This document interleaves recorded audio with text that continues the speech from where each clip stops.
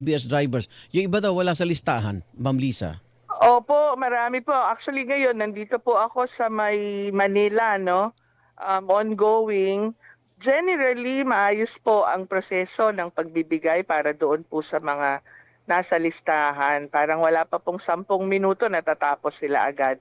I'd like to commend po the government of Manila Okay. na as usual, ito po talaga ang kanilang brand, no, ng pagsiservisyo, no. Maayos po dito. Pero sa kabilang banda po, meron din tayong help desk for those na wala po sa listahan. Saan pagkukulang po yun? Sa kasalukuyan po ang LTFRB po, yung kanilang representative dito ay nakausap ko na. Meron din po kasing representative ang mga TNCs.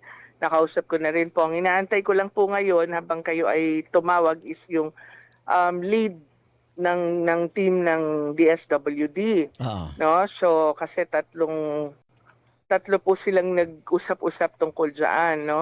So ang pinaka nakikita ko pong posibleng dahilan kung bakit may mga nalaglag kasi from the TNC, ang sabi lang naman po nila is pinasa naman po yung buong database sa LTFRB, no? Baka po nagkaroon ng pagkakamali somewhere sa encoding na siya pong nag-invalidate sa mga entries. Alam niyo naman po kung gaano kasensitibo yung ating ngayon dahil nga sa digital na po lahat, no? So baka yun po yung isa nating tinitignang posibilidad. Pero just the same, nagpapasalamat naman po kami at agaran naman din yung pag-assiste nila dun sa mga nasa walang listahan. Gaano katagal Yun yung nga lang po, mas mahaba ang pila dun sa sa walang listahan. Saka mas matagal po yung proseso. Okay, kung Doon, walang kasi listahan, mano-mano. may ipakikita lang sila na talagang TNBS driver sila. Opo. Actually, ang general rule talaga is lisensya lang talaga eh. Okay. Pero since wala ka nga po sa listahan, baka sa tingin ko po magkaroon ng additional requirement which is yung application mo mismo kung active po yan, madali naman pong i-verify yon. Oo. Pero yung Opo. pag-update ng listahan, gaano katagal yan? Yung alin po? Yung pag-update Pag-verify. ng listahan, di ba sabi nyo nag-usap na yung tatlo? So ina-update na po nila. Mga gaano katagal yan para... Kasi babalik yung wala sa listahan. O inaasikaso Opo, rin. yun nga po kasi bawat payout center, iba-iba po ang bilang nila, no? Opo, So, opo. wala pa po akong data kung ilan talaga yung mga or ilang porsyento yung mga wala sa listahan, pero definitely hindi na po yan maibibigay today. Okay Tama. lang naman po, ang importante po, masiguro lang sa amin na mabibigyan pa rin later on on rescheduling po or may isa pong nagsabi dito from DSWD, baka posible rin po na through e-wallet na lang. Pwede. So, hindi pwede. pa po natin alam. Are you also considering po yung mga pagbibigay na lang ng fleet cards or coordination with the gasoline stations na lang para sigurado daw na mapunta doon, ano? Yung kanila pong ibibigay na ayuda. Matagal na rin po naming hiling yon together with the discount sana na at least 10 pesos sa lahat po ng fuel products natin. Pero ito talaga yung isinubo sa amin. Okay. Which para po sa amin, hindi naman po ito talagang permanenteng solusyon. Ang solusyon po para sa amin, para makapagpatuloy kami ng hanap buhay, is yung pababain po ang presyo ng gasolina at ng diesel. Ito kasi one time lang naman to eh. Kung meron man kasunod, ganun lang din po yan. Mauubos lang din. Actually, karamihan dito, ibabayad lang po sa utang to dahil magtatatlong linggo na po tayong halos doble na ang presyo. Totoo yan. Opo. Hindi rin po naman talaga to mapupunta sa panggasolina. Yung ibang council ang nag-submit o yung may kanya-kanya silang TNBS company, di ba? Opo, may kanya-kanya naman po talaga. Meron pero bang TNBS driver na kunyari nasa isa ng kumpanya, sumasideline pa sa iba? Baka nadodoble rin. Hindi, allowed naman po yon yung multi-homing na tinatawag. So pwede Oh. naman silang magkaroon ng iba't ibang apps. Pero dahil sa ipinasa po siya sa LTFRB, hindi naman, masicentralize lang naman po yung listahan. Hindi naman po yan Although, meron po ako talaga, personally, may nakita po ako, sarili kong miyembro, 2 beses po nakapasok ang pangalan niya. Pero magkasunod po yun. Okay. Siguro naman po, makikita naman po sa actual payout So na basta gagawin. maiwasang may madoble Meron o po talaga. kaya maiwasang patay na, Mawala. kumukubra Oo. pa, ha? Pati Patay na, pati opo. dyan may ghost. Patay na. Ganun po talaga, di Oo. ba? Ang kailangan lang natin gawin ngayon is magbantay lang po talaga Basta ang para pakiusap lang, maayos lahat ito. ang pakiusap lang natin sa TNBS driver, kunyari, nag-claim siya, wala sa listahan, huwag siya magalit dun sa mga kinatawan ng LTFRB o DSWD. Di ba? Ay, hindi po. Meron naman dyan na parang help center, sabi ni Maring Conico na pwede nilang dun muna punta. Nasabi mo nga, Lisa, mas mahaba Opo. pa pila dun sa help center.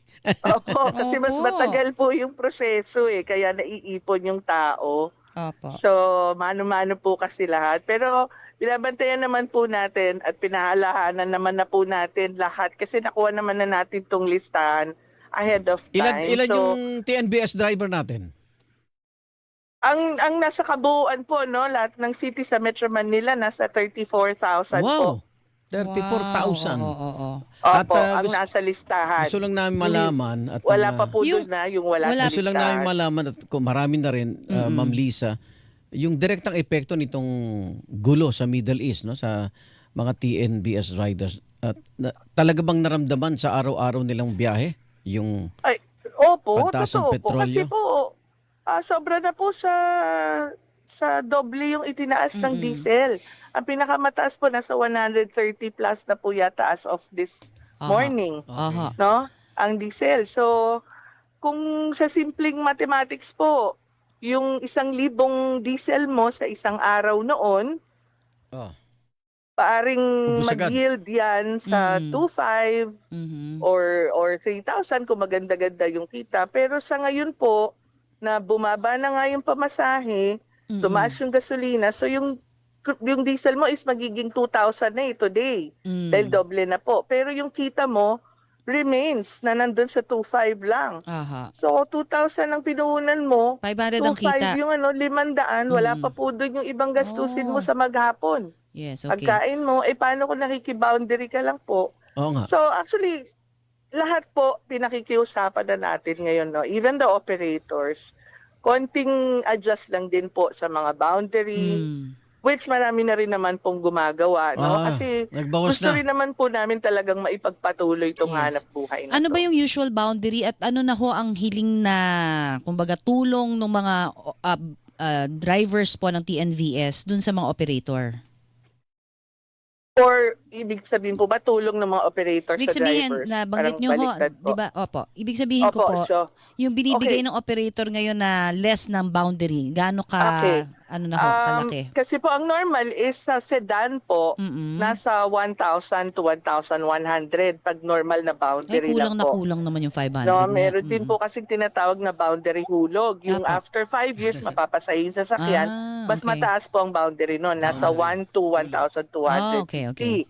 Okay, so ngayon po, yung iba nagbababa po sila ng 100, 200 para lang po makatulong sa Driver. mga drivers na makuha pa nila. Maliit na bagay po pero sa ngayon nga po lahat ng kahit maliit pag pinagsama-sama makakatulong pa rin Yes. po talaga. Yung iba po may mga narinig na rin ako nagbibigay ng libreng bigas pag nakompleto yung boundary sa isang linggo, yung mga non-monetary Opo, benefits oo. meron din naman po. I see. Meron na So- bang mga drivers po kayo sa TNVS na parang aalis na lang? At sabi nung iba, magmomotor na lang daw sila. Yung ibig sabihin Marami ko, na rin po. marami na, oo. Opo, kasi hindi na rin kinakaya yung monthly amortization ng mga sasakyan kung sa kanila man po yan. Or yung maintenance din, ganun din po. So yung iba po, may mga nahatakan na ng sasakyan. Ako, narimata na. Actually, gusto rin namin manawagan po sa mga Oo. bangko kung pwede rin po tayo magbigay sana ng amnesty or whatever para lang Extended muna. idagdag na lang po sa dulo. Kagaya po nung nangyari ng pandemic, no? Oo, tama. So, makakatulong din po sana yon.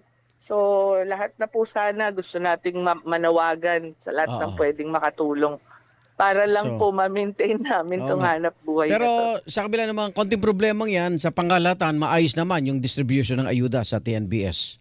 Maayos Ayos po, naman. at least lang dito sa Maynila kung nasaan po ako ngayon, no? Pero iikot pa po ako Okay. the rest of the day para po makita rin yung pangyayari sa iba. Okay. Oo. Ma'am Lisa, Ma'am, salamat. thank you po. Ingat ka. Maraming salamat po sa inyo. Thank you so much po. Have a Lisa nice day po Redulla, sa inyo you lahat. too. Opo, ingat din po. Lisa Redulla, Chairperson ng TNBS Community Leaders Council. Hinihilingan, walang Pinoy